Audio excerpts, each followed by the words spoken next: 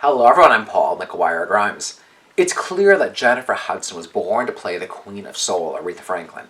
She's even said that Franklin handpicked her to star in the film version of her life. Franklin's story is the subject of the new film Respect. It will be in theaters August 13th, and I want to talk about it. This is Paul's trip to the movies.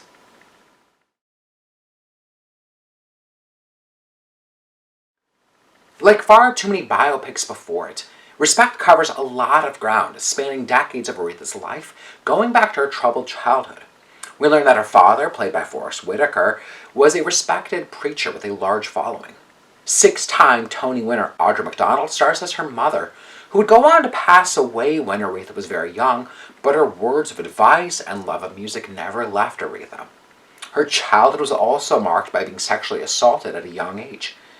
She would continue to sing her father's traveling ministries, and he would go on to ignite her music career. She led a rough life, plagued with years of mental and physical abuse, which she poured into her music. The film also stars Marlon Wayans, Mark Maron, Heather Headley, and Titus Burgess. Respect comes under the direction of Liesl Tommy and was written by Tracy Scott Wilson.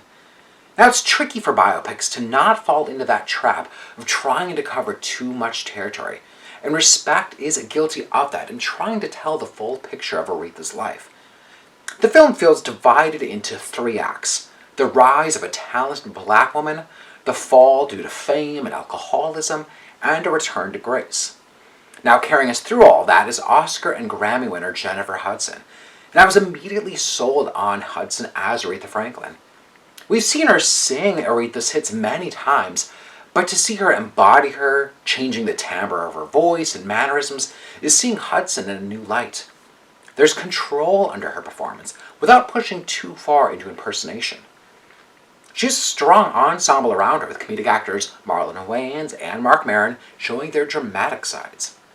Wayans exudes a suave and supportive side when we first meet Ted White, but he slowly shifts into the abusive and unstable man that Aretha was once married to. Mark Maron brings a good, chaotic energy to music producer Jerry Wexler. Hudson is also joined by fellow Oscar winner Whitaker as her dad, the Reverend C.L. Franklin.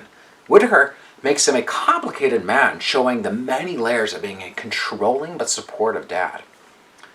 The first act of Respect plays well, leaning into the story of getting to know Aretha, the black woman, and her traumatic early years. This is the side of Aretha that I was unfamiliar with, and adds that depth of what made her music resonate. We see her coming into her own voice, sticking to what she knows best, and then turning to her family to help her out.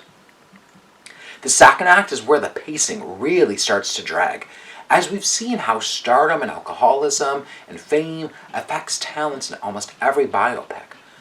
It's heartbreaking to see that fall to alcoholism, but it was the least interesting angle of the film. It then ends on a high note with its final scene and its credit sequence, neither of which I'm going to give away here. And they remind us of why it's called Respect, not only because it's the name of her rousing anthem, but to respect Aretha as a black woman who rose above it all, despite the numerous hardships along the way. Respect could have used more specificity and intricacy in its storytelling, and that's a note for any biopic moving forward. I'm giving Respect 3.5 out of 5 ticket stubs. If you like my review today, click subscribe on my YouTube channel. I got some movie reviews, as well as my appearances on Twin Cities Live. Don't forget to follow me on Instagram and Twitter at Paul's Movie Trip. And then go to my website, paulstriptothemovies.com, for even more reviews. Thank you so much for watching my review of Respect. This is Paul's Trip to the Movies.